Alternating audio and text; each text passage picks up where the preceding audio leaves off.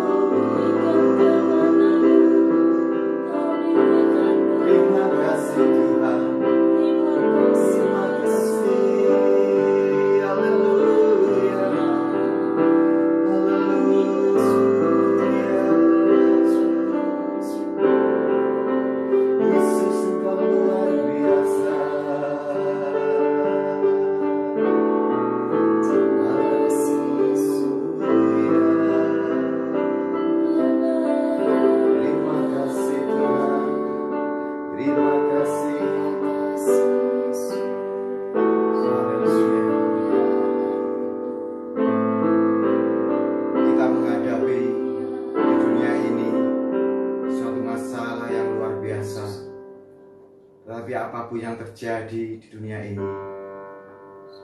virus yang merajalela, itu semua tidak akan pernah menimpa kita. Saya ingat perkataan Bapak Gembala di dalam doa pagi. Beliau mengatakan, di seluruh dunia terjadi bencana. Di Caruban, semua jemaat yang ikut doa pagi saat itu mengatakan, tidak, ini luar biasa saudara. Kita tahu pada waktunya Tuhan akan memberikan yang terindah buat kita. Waktu Tuhan, waktu yang terbaik buat kita.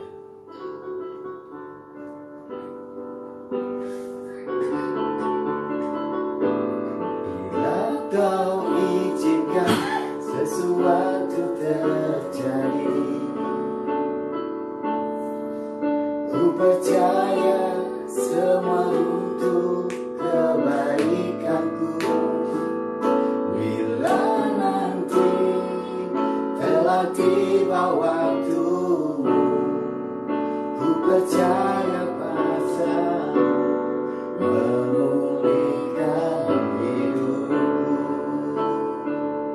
Waktu Tuhan pasti yang terbaik, walau kadang tak mudah dimengerti. Lewati cobaan, ku tetap percaya waktu Tuhan pasti yang terbaik. Haleluya. Bila Kau izinkan sesuatu terjadi, ku percaya semua untuk kebaikanku. Bila nanti telah tiba waktumu, ku percaya kuasa-Mu memulihkan hidupku. Waktu Tuhan pasti yang terbaik, walau kadang tak mudah dimengerti. Lewati cobaan, ku tetap percaya waktu Tuhan pasti yang terbaik. Waktu Tuhan pasti yang terbaik. Amin. Kadang tak mudah dimengerti. Lewati cobaan, ku tetap percaya waktu Tuhan pasti yang terbaik. Lewati cobaan, ku tetap percaya waktu Tuhan pasti yang terbaik. Bapa yang terkasih di dalam surga, yang kami sembah, kami kenal di dalam nama Tuhan Yesus. Kami percaya Engkau akan memberikan waktu-Mu yang terbaik buat kami ya Bapa. Kami percaya Engkau akan senantiasa menyertai kami di masa-masa dunia yang semakin sulit ini. Kami percaya penyertaan Tuhan, ayuman kasih sayang Tuhan itu nyata dalam setiap kehidupan kami. Bapa yang baik, sebentar kami hendak menerima kebenaran firman-Mu. Biarlah Engkau urapi hamba-Mu, Bapak Gembala, apa yang hendak ditaburkan ini menjadi berkat buat kami semuanya ya Bapa. Terima kasih Tuhan, kami sambut firman-Mu dan kami minta hanya di dalam nama Tuhan Yesus Kristus. Haleluya. Amin.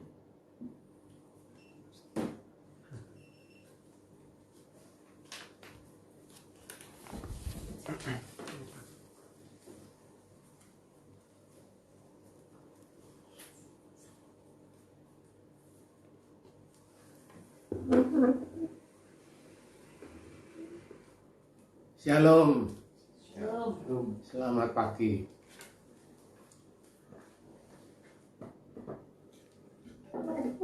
Mari pada kesempatan yang sangat baik kita beribadah bersama walaupun secara online.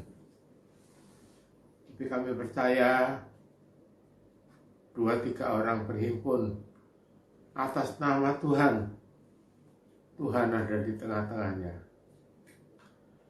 Saya ingin memberikan tema firman Tuhan pagi ini, lari dan lawan. Mengapa harus lari? Mengapa harus lawan? Kita akan perhatikan firman Tuhan singkat yang akan saya sampaikan pagi ini. Kita baca Kejadian 19 ayat 17. Sesudah kedua orang itu menuntun mereka sampai keluar, berkatalah seorang, larilah, selamatkanlah nyawamu, janganlah menoleh ke belakang, dan janganlah berhenti dimanapun juga di lembah Yordan. Larilah ke pegunungan, supaya engkau jangan mati lenyap. Tuhan tahu ada mara bahaya. Tuhan tahu ada maut sedang mengintai, sedang mengejar. Kita jangan menantang. Kita harus menghindar. Mengapa? Di dalam Kejadian 13 ayat 13, adapun orang Sodom sangat jahat dan berdosa terhadap Tuhan. Rupanya Tuhan mau supaya kita ini tidak bersekutu dengan orang jahat. Kita harus lari meninggalkan mereka. Kita jangan bersahabat dengan mereka, karena persahabatan dengan dunia ini adalah permusuhan dengan Allah. Pada Matius pasal 10 ayat 23, apabila mereka menganiaya kamu dalam kota yang satu, larilah ke kota yang lain. Karena aku berkata kepadamu, sesungguhnya sebelum kamu selesai mengunjungi kota-kota Israel, Anak Manusia sudah datang. Saudara-saudara, sekali lagi kita berada di dalam dunia, tetapi dunia bukan tempat kita yang sebenarnya. Untuk itu kita harus waspada. Kepada siapa kita harus berkawan, dan kepada siapa kita harus menghindar. Saudara-saudara, aniaya pasti terjadi, dan kita tidak disuruh menantang aniaya itu. Para rasul ketika dianiaya, mereka lari meninggalkan kota-kota di Israel. Mereka tahu bahaya maut mengancam. Itulah sebabnya mereka lari. Petrus sampai lari ke Roma. Matius lari ke India. Dan banyak yang lain. Thomas lari ke Mesir. Mengapa harus begitu? Bukan karena takut, karena menghindari waktu yang salah. Sebelum waktunya kita pulang, jangan kita menantang maut. Saudara-saudara yang saya kasih dalam Tuhan Yesus Kristus, kita tahu bahwa wabah virus corona ini sangat mematikan. Kita tidak perlu menantang, kita perlu menghindar. Untuk itu, kalau pemerintah minta supaya kita tinggal di rumah, mari kita tinggal di rumah. Mari kita jangan bermain-main dengan dosa. Karena kita tahu, jikalau kita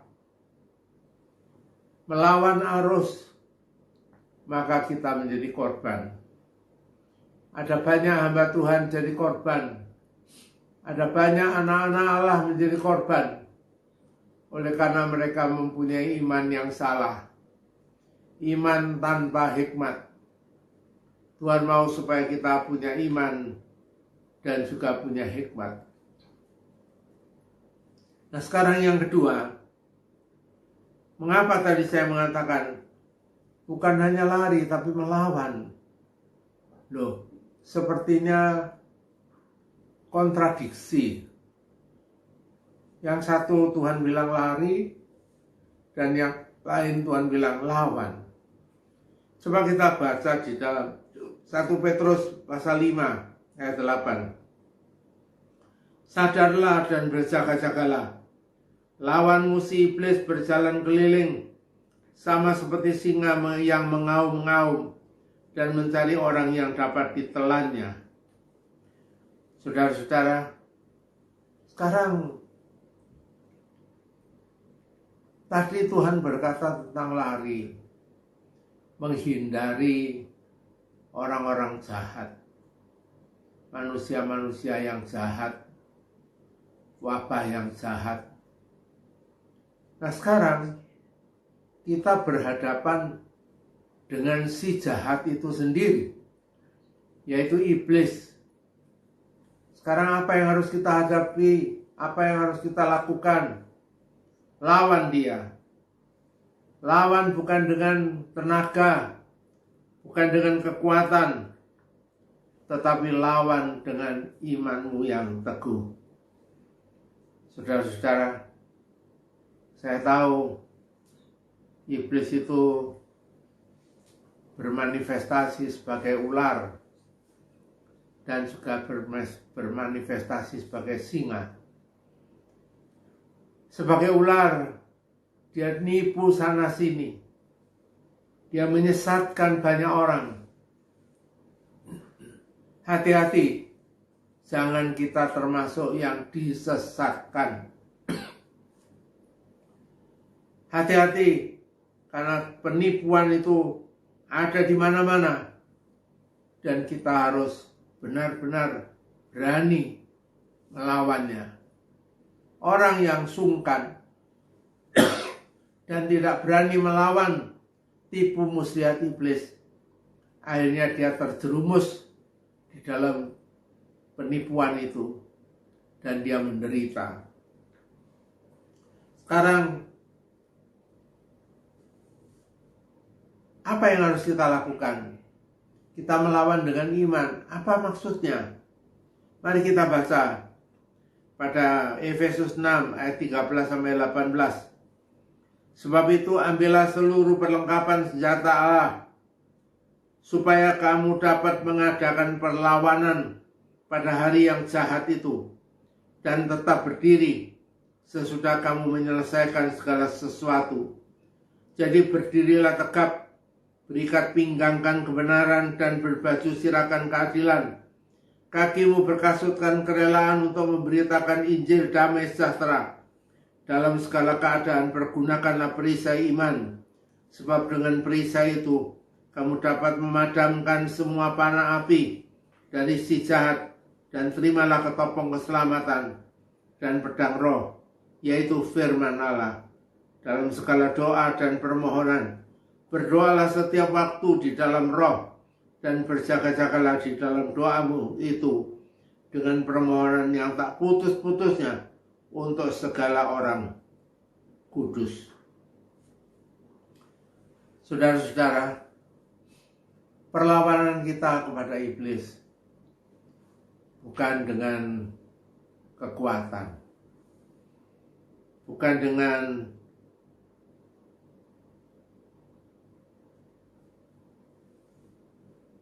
hikmat kita atau kepandaian kita. Mengadakan perlawanan itu dengan cara Tuhan. Apa itu? 1, berikat pinggangkan kebenaran. Rupanya kita harus hidup dalam kebenaran. Jangan pernah kita hidup tidak benar. Dalam pekerjaan, di dalam usaha, dalam hidup hari-hari, dalam pergaulan, kita harus hidup dalam kebenaran. Hidup dalam kebenaran berarti hidup menurut firman Tuhan. Yang kedua, berbaju sirah keadilan. Sulit sekali manusia untuk adil. Dan keadilan itu menurut siapa? Menurut Tuhan. Karena keadilan menurut manusia itu bisa ditentang, bisa dilawan. Orang di pengadilan bisa naik banding, bisa kasasi. Tetapi apabila pengadilan Tuhan, pengadilan yang sebenarnya itu pengadilan yang adil, dan kita harus ngikut keadilan Tuhan. Kalau kita tidak ngikut keadilan Tuhan, kita akan salah. Untuk itu perlu hikmat. Keadilan yang bagaimana yang harus kita lewati, yang harus kita jalani, supaya kita tidak salah. Yang ketiga, berkasutkan kerelaan untuk memberitakan Injil damai sejahtera. Rupanya orang-orang Kristen diminta oleh Tuhan untuk rela memberitakan Injil damai sejahtera. Karena tidak banyak orang yang rela. Mereka merasa, untuk apa? Untuk apa? Kalau aku berbicara kepada 1.000 orang, hanya mungkin 100 orang yang percaya dan 1 orang yang setia. Tetapi Tuhan bilang, yang penting kerelaan untuk memberitakan Injil damai sejahtera. Saudara-saudara, mari dari awal mula Tuhan ngomong, beritakanlah Injil kepada semua manusia. Jangan sampai ada yang tidak. Semua manusia. Injil harus diberitakan ke seluruh dunia. Dan sesudah itu baru tibalah kesudahannya. Yang kelima, keselamatan. Saudara-saudara, memang ketopong itu helm. Kita harus memakainya selalu. Karena sangat berbahaya kalau kita tidak memakai ketopong itu. Kita harus tetap di dalam keselamatan yang dari Tuhan. Kita tahu bahwa keselamatan itu tidak ada di luar Tuhan. Hanya di dalam Tuhan saja ada keselamatan. Untuk itu pakailah selalu ketopong itu. Yang keenam, pedang roh. Apa itu? Firman Allah. Dari sekian senjata Allah, itu pada umumnya ofensif. Hanya satu yang defensif, yaitu yang keenam, pedang roh. Firman Allah. Pedang itu bukan untuk menghindar. Pedang itu bukan untuk melarikan diri. Pedang itu bukan untuk bertahan, tetapi untuk menyerang. Kita tahu bahwa iblis itu perlu diserang. Seperti halnya ketika Yesus dicobai oleh iblis. Berapa kali Yesus dicobai, berapa kali Yesus menjawab. Dan Yesus pemenang. Dia tidak bisa dikalahkan. Apa yang dikatakan oleh iblis itu selalu salah. Dan apa yang dikatakan oleh Tuhan itu selalu benar. Dan yang terakhir, berdoa selalu dalam roh dan berjaga-jaga. Saudara-saudara, doa dan berjaga. Dari awal Tuhan sudah mengingatkan, Berjagalah dan berdoalah supaya kamu jangan jatuh ke dalam pencobaan. Saudara-saudara, berjaga dan berdoa. Berjaga dengan apa? Berjaga dengan firman Tuhan. Dan kita berdoa itu dengan terus-menerus berhubungan dengan Tuhan. Karena Alkitab mengatakan berdoalah dengan tiada berkeputusan.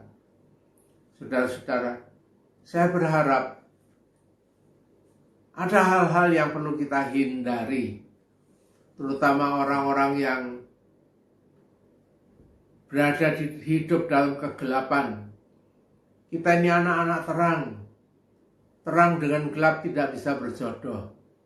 Untuk itu, terang harus menghindar dari kegelapan. Karena kegelapan itu adalah siasat iblis. Saudara-saudara, jadi larilah.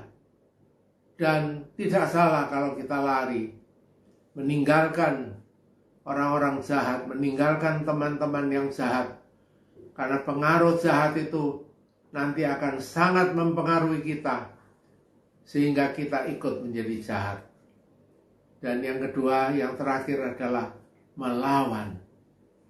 Melawan kekuatan musuh dengan senjata Allah. Bukan dengan kekuatan kita. Bukan dengan hikmat kita. Tetapi dengan senjata Allah. Amin. Mari kita berdoa.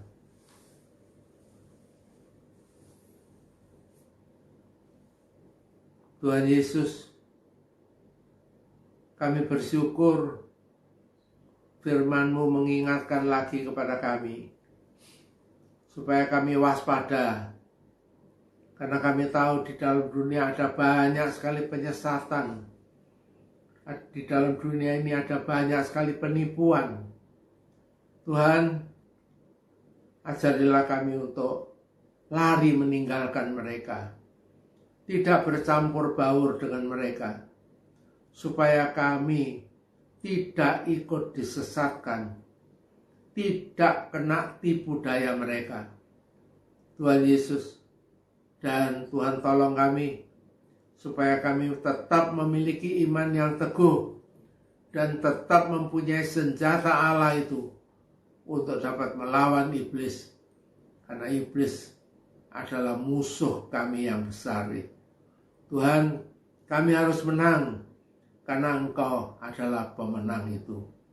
Terima kasih. Kami doakan seluruh jemaat-Mu yang hadir di sini maupun jemaat-Mu yang ada di rumah-rumah mereka masing-masing. Tuhan berkatilah supaya mereka tetap kuat, tetap teguh imannya, tidak goyah walaupun menghadapi bermacam masalah. Ini doa kami ya Tuhan, dan kehadirat-Mu kami minta dan kami peralaskan dalam nama Tuhan Yesus Kristus. Saudara-saudara, terimalah berkat Tuhan, anugerah Tuhan Yesus Kristus, kasih sayang Bapa di sorga serta persekutuan di dalam Roh Kudus menyertai kita semuanya sekarang sampai selama-lamanya.